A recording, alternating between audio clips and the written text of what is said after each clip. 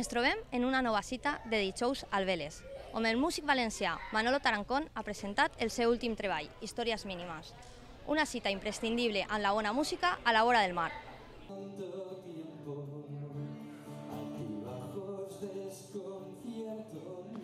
El cicle de Dijous als Vélez continua amb una intensa programació cada dijous.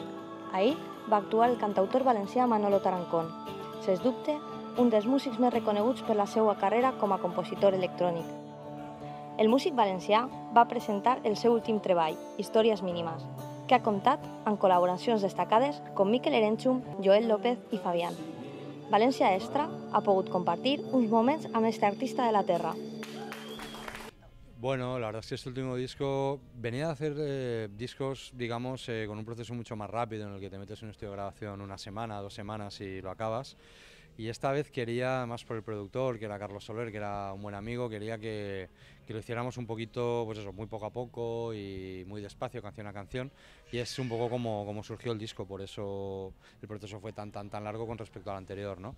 Y muy contento, la verdad. O sea, son sistemas de grabación, formas de plantearte los diferentes trabajos y la verdad es que ha merecido la pena hacerlo muy poquito a poco porque cada vez ahora que lo escucho y viendo el resultado, pues quizá mucho mejor que haberlo hecho en una semana, digamos, con un proceso un poquito más intenso, ¿no? Intensivo. Bueno, yo creo que he salido un poquito de ese mundo tan oscuro en el que venía haciendo canciones un poquito más quizás reflexivas. Ahora estoy con un pop un poquito más fresco. Yo creo que tiene mucho que ver lo que te pasa en la vida, ¿no? Y que estoy en un proceso vital mucho más positivo. Yo creo que ha virado también el género y el estilo, sin dejar de hacer un poco el estilo americana que venía haciendo, pero acercándome más al pop y canciones más cristalinas y brillantes, quizá más positivas también en las letras, y yo creo que eso es un salto cualitativo y cuantitativo también en cuanto a las canciones y, en fin, para mí importante y no sé, yo creo que voy a seguir en esa misma línea también en el futuro. Sobre todo la predisposición que han tenido todos a la hora de grabar, ¿no? O sea, cuando les propuse la historia, todos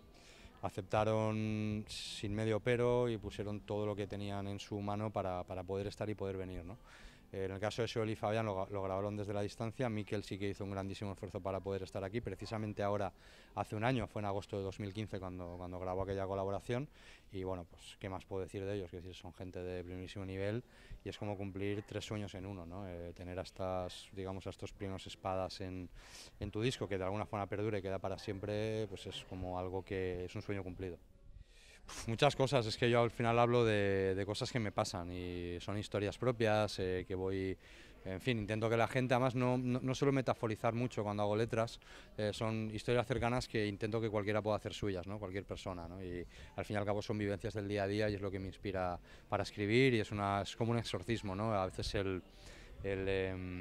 no sé cómo explicarlo, ¿no? Pero el poder hacer una canción o componerla, digamos que te quita todo ese estrés que te puede provocar una sensación, una situación, ¿no? Y yo creo que la inspiración, digamos, es el día a día. Sí, sobre todo si entendemos que la música, desde mi punto de vista, quiero decir, yo creo que lo que es el mainstream o las canciones un poquito más, o canciones no, grupos más consagrados, pueden vivir una industria un poquito más fuerte. Yo creo que nosotros, los que somos más independientes, realmente no vivimos una industria, lo que vivimos es un pequeño sector en el que intentamos sobrevivir, ¿no? Entonces, a partir de ahí, lo importante es tenerlo claro y tener los pies en el suelo, saber dónde estás y si te apasiona esto y eres un enfermo de esto, que siempre, en el buen sentido, siempre lo he dicho así, no puedes parar, sean cuales sean las circunstancias, sea cual sea el contexto o en el momento en el que te muevas, ¿no? Y yo creo que eso es fundamental para poder sobrevivir.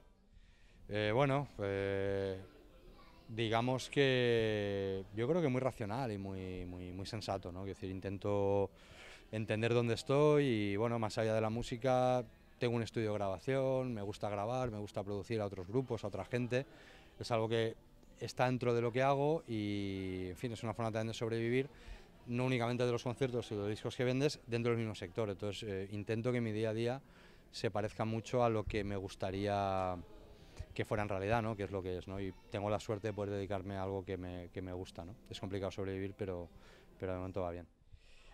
Complicado. Yo creo que Casa Vacía, que es la que abre, un poco porque es la que fue el nexo, ¿no? O sea, de alguna forma fue la que empezó a caminar y fue la primera canción que abrió la posibilidad de hacer un disco. Habla de mi hermana, yo vivía entonces con ella se fue un año fuera, con la crisis que ha habido y que hay todavía aquí en este país y tuvo que irse a un país lejos a a trabajar y para mí esa ausencia fue muy complicada. Entonces salió esa canción así como en 5 o 10 minutos salió y a partir de ahí fue como un punto de partida para el resto del disco. Entonces yo creo que por ese peso creo que me quedaría con Casa Vacía.